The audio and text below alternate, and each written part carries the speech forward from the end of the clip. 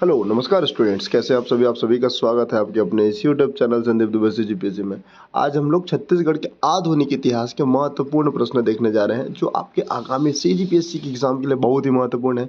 क्योंकि आपने देखा है बहुत सारे पोस्ट आने वाले हैं, आरक्षण का जो भी मुद्दा होगा वो सॉर्ट आउट होगा, पर सिर्फ आप अपने 12 तारीख की एग्जाम में भी फोकस करें ताकि आपको चीज़ें क्लियर रहें।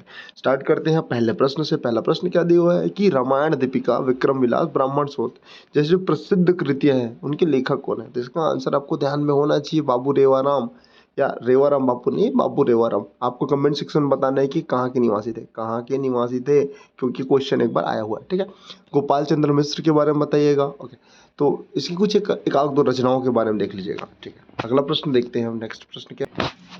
नेक्स्ट प्रश्न दिया हुआ है कि निम्नलिखित में से किस ब्रिटिश अधिकारी ने छत्तीसगढ़ के राजस्व व्यवस्था को दुरुस्त करने के लिए 3 वर्षीय राजस्व व्यवस्था लागू की थी? तो राजस्व व्यवस्था लागू करने वाले जो व्यक्ति थे उनका नाम आपको ध्यान में रखना है, चार्ल्स सी इलियट। ठीक, चार्ल्स सी इलियट, ऑप्शन नंबर। ओके, अगला प्रश्न क्या है? राज्य का प्रथम मराठा शासक। तो राज्य का प्रथम मराठा शासक जो प्रत्यक्ष रूप से छत्तीसगढ़ में आके राज किए थे उनका नाम है राजकुमार बिंबाजी। जिसके बाद कौन आते हैं? चिमड़ा जी। उनके समकालीन कौन रहते हैं? आनंदीबाई, आनंदीबाई, आनंदीबाई। ओके, देन कौन होते हैं? उसके बाद वेंकोजी जो सूबेदार व्यवस्था का सूबेदारी व्यवस्था के आधार पर नागपुर में रह के, मतलब अपने सही स्थान रह के, सेंट्रल प्रोसेसिंग इन बराक की जो मेन हेड क्वार्टर उन लोग का रहता है मराठों का, वहाँ रह के शासन करते हैं। बहुत सारे सूबेदार नियुक्त होते हैं जैसे विट्ठल महिपत राव, विट्ठल राव, कोलब्रुक, भवानी कालू, केशव गोविंद, ये बहुत सारे। तो उसको आपको याद ध्यान में रखना है।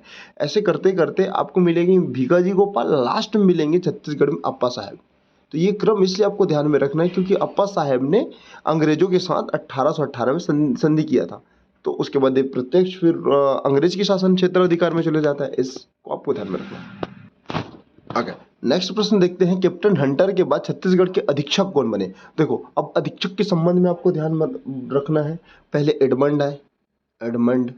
ठीक, फिर एगेन्यू है, एगेन्यू। तो देखो, एगेन्यू के समय राजधानी परिवर्तन हुआ था, जबकि डोंगरगढ़ के जमींदारी के विरुद्ध जो संघर्ष हुआ था ये इनके समय में हुआ था, एडमंड के समय में। ओके, देन उसके बाद हंटर, हंटर के बाद आ जाएंगे आपको सैंडिस, विलियम, फिर क्राफर्ड। ये बहुत सारे जो छत्तीसगढ़ के अधीक्षक थे ना, उनका क्रम ध्यान में रखना आपको। इनका क्रम बहुत ही महत्वपूर्ण है और इनके महत्वपूर्ण कार्यों को एक बार देख के जाइएगा। ठीक है, एगेन्यू के समय काफी विद्रोह हुए थे, तो आपको कम से कम 3 विद्रोह कमेंट सेक्शन में बताना है, कौन कौन से विद्रोह इनके समय, इनके कार्यकाल में हुआ था। ओके, बहुत मोस्ट इंपॉर्टेंट क्वेश्चन है, इसको आप मोस्ट एंड मोस्ट करके रखिएगा। ठीक है, क्वेश्चन क्या है भैया कि वर्ष 1934 में छत्तीसगढ़ के जो हरिजन सेवक संघ के अध्यक्ष कौन बने? तो ये बनते हैं घनश्याम सिंह गुप्त जी। ध्यान में रखें, हरिजन सेवक संघ के अध्यक्ष कौन रहते हैं? घनश्याम सिंह गुप्त जी। नेक्स्ट प्रश्न क्या है? वर्ष 1906 में स्थापित जो समित्र मंडल के माध्यम से किसने सुधारों का श्री गणेश किया? तो उनका नाम आपको ध्यान में रखना है, पंडित सुंदरलाल शर्मा जी, जो छत्तीसगढ़ के गांधी कहे जाते हैं। ध्यान में रखना। और छत्तीसगढ़ में सहकारिता के जनक कौन है? ठाकुर प्यारेलाल सिंह। और सहकारिता पुरुष रामगोपाल तिवारी जी। दुर्ग में सहकारिता के जनक रत्नाकर झा। ये प्रश्न एक दो बार आपको देखने मिला होगा आयोग में। अगला प्रश्न है कि मराठों ने अपने शासनकाल में छत्तीसगढ़ को कितने सूबों में विभक्त किया था? 4, 6, 8, 10। तो आपको ध्यान में रखना है 8 सूबों में, ऑप्शन नंबर सी। छत्तीसगढ़ के प्रथम अंग्रेज अधीक्षक कौन थे? जैसे मैंने अभी बताया, एडमंड। देन कौन आते हैं? एगेन्यू। नेक्स्ट प्रश्न है, नागपुर के भोसले शासक के शासनाधीन क्षेत्र में छत्तीसगढ़ पर जो संरक्षण ब्रिटिश नियंत्रण की स्थापित हुई थी वो अंततः मतलब ये है कि मराठों से अब हमारा छत्तीसगढ़ किनके क्षेत्र अधिकारों में चले गए? अंग्रेजों के हाथों में। ठीक, तो उनका नाम बताना है, ये मतलब डेट बताना है। तो 1818। शासक कौन रहे? ये प्रश्न आया था आयोग में, सीजी व्यापम के 2021 में जो हुआ था ना, फूड इंस्पेक्टर में भी उसमें आया था। तो इसका ध्यान में रखना है आपको। आंसर ये अप्पा साहब जी थे तब। ओके, 1818 में। नेक्स्ट प्रश्न क्या है? पंडित सुंदरलाल शर्मा जी का जन्मस्थली आपको पता होगा, राजिम चमसूर में, वर्तमान में कहाँ है? गरियाबंद।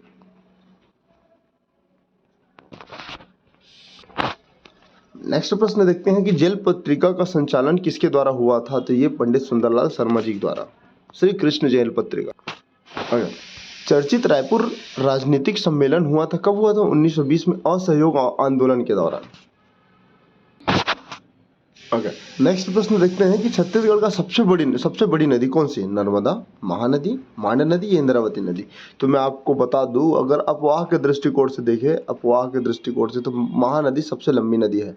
छत्तीसगढ़ में मुख्यतः 4 प्रकार के अपवाह तंत्र पाए जाते हैं छत्तीसगढ़ ग्रंथ अकेडमी के अनुसार, लेकिन हरिराम पटेल या कहीं भी का नोट्स आप देखेंगे तो उसमें 5 दिखेगा। ठीक, कौन कौन सा? एक होता है महानदी, ओके, एक होता है महानदी, ठीक है, दूसरा होता है गोदावरी अपवाह तंत्र, दूसरा नंबर का, ठीक है, उसके बाद सोनगंगा अपवाह तंत्र, फिर नर्मदा अपवाह तंत्र, और लास्ट में ब्रह्माणी अपवाह तंत्र।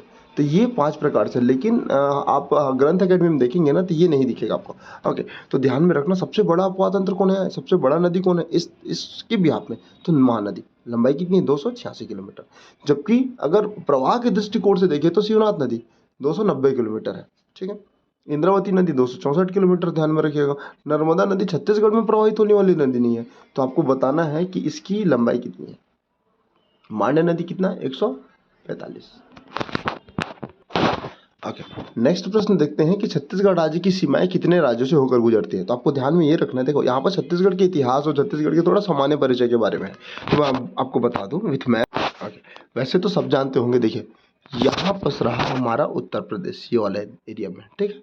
ये वाला क्षेत्र पूरा रहा मध्य प्रदेश का, ये महाराष्ट्र का, यहाँ पास आपको तेलंगाना का दिखेगा, और यहाँ आंध्र प्रदेश का, ये वाला उड़ीसा का, और ये वाला झारखंड का। तो कुल कितना है भैया?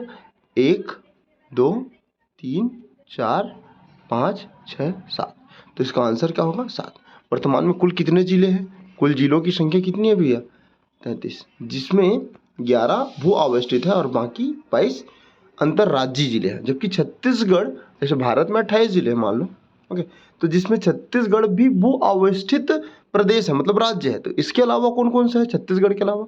एक मध्य प्रदेश, ओके, एक मध्य प्रदेश, एक स्वयं हमारा छत्तीसगढ़, एक हरियाणा, ओके, एक तेलंगाना, और एक ध्यान में रखना है आपको, ओके, एक लास्ट याद रखना, झारखंड। तो यहाँ पर आपको दिख रहा होगा यार, तो इसको आपको ध्यान में रखना है क्योंकि ऐसे प्रश्न भी आते हैं। ओके, ये 3, ये 4 और एक हमारा तेलंगाना, तो इसको ध्यान में रखिएगा, ठीक है। नेक्स्ट प्रश्न क्या दिया हुआ है देखते हैं। प्राचीन जनश्रुति के अनुसार राजा मोरध्वज का संबंध छत्तीसगढ़ के निम्नलिखित में से किन स्थानों से था? आरंग, खल्लारी, रायपुर, रतनपुर। तो 2 स्थान था भैया। तो पहला स्थान तो आपको मैं बता दूं आरंग, और दूसरा रतनपुर। तो इसका आंसर होगा ऑप्शन नंबर 1 और 3, ठीक है।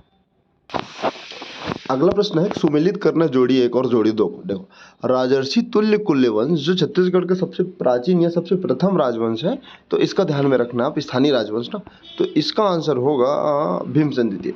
ओके, सरबपुरी वंश में आपका आ जाएगा प्रवर राज। पांडु वंश से संबंधित है महाशिवगुप्त बालार्जुन, और नल वंश से भौदत्त वर्मन। तो इसका आंसर होना चाहिए क्या? 1 3 4, ओके, और क्या है? 2, ऑप्शन नंबर 1। ओके, फिर से जोड़ी 1 और जोड़ी 2 को मिलाना है। कन्हर देव संबंध किससे है? छिंदक नागवंश से। स्कंद वर्मन नलवंश से। दुर्गराज ये है सरबपुरी वंश से, और हर्षगुप्त पांडु वंश से। तो इस प्रकार इसका आंसर क्या होगा भैया? 4, ओके, 1 2 3, ठीक।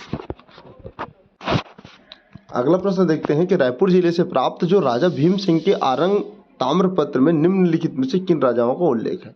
सूरा, विभीषण, दैत्य। तो लगभग तीनों राजाओं का उल्लेख है, तो इसका आंसर क्या है? Option number D. नेक्स्ट प्रश्न में भी सेम जोड़ी को मिलान करना है। राजर्षि तुल्य वंश के जो थे वो कौन थे भैया? वो थे, इसका आंसर होगा भीमसेन प्रथम। ओके, नल वंश के आपको मिलेंगे भौदत्त वर्मन, और पांडु वंश से संबंधित थे तिवरदेव, और सरबपुरी से प्रसन्न मात्र। तो इस प्रकार से इसका आंसर होगा ऑप्शन नंबर सी। ओके, कुछ और प्रश्न देख लेते हैं, कुछ महत्वपूर्ण प्रश्न। सोन खान के वीर नारायण सिंह को प्रथम बार गिरफ्तार कब किया गया था? तो ध्यान में रखना 2 दिसंबर 1857 को। और इनको फांसी कब दिया गया? 10 दिसंबर 1857, छत्तीसगढ़ के प्रथम शहीद। अगला प्रश्न देखते हैं कि असहयोग आंदोलन के समय छत्तीसगढ़ से ऑनरेरी मजिस्ट्रेट के पद से त्यागपत्र देने वाले जो व्यक्ति थे उनका आपको नाम बताना है। तो इनका नाम था काजी शमशेर खां जी, ऑप्शन नंबर अगला प्रश्न देखते हैं कि महाकांतार के किस राजा को समुद्रगुप्त ने पराजित किया? तो वो थे व्याघ्रराज। ठीक है, ऑप्शन नंबर बी। वर्तमान में छत्तीसगढ़ में कुल कितने विकास खंड है? तो 146। और कुल कितने तहसील हैं? तहसील गवर्नमेंट डेटा के हिसाब से बताना है आपको, अभी तो पब्लिश नहीं हुआ, लेकिन 227 अप्रॉक्स ध्यान में रखिएगा। लास्ट प्रश्न देखते हैं कि छत्तीसगढ़ में सर्वाधिक जनसंख्या का घनत्व किस जिले में है? रायपुर, बिलासपुर, जांजगीर चांपा, कोरबा और रायगढ़। तो अगर आप आर्थिक सर्वेक्षण देखें तो इसका आंसर आपको मिलेगा जनगणना 2011 के हिसाब से जांजगीर चांपा, डेंस पॉपुलेटेड में। ओके, छत्तीसगढ़ में अगर बात करें हम लोग जनसंख्या के साक्षरता दर के बारे में थोड़ा देख लेते हैं, एक मिनट लगेगा। साक्षरता प्रतिशत, तो छत्तीसगढ़ में साक्षरता प्रतिशत है 70.29। ओके, जिसमें 80 पुरुष और 60 महिला, इसको ध्यान में रखना। सर्वाधिक दुर्ग, ओके, और सबसे कम ध्यान में रखना है आपको सुकमा।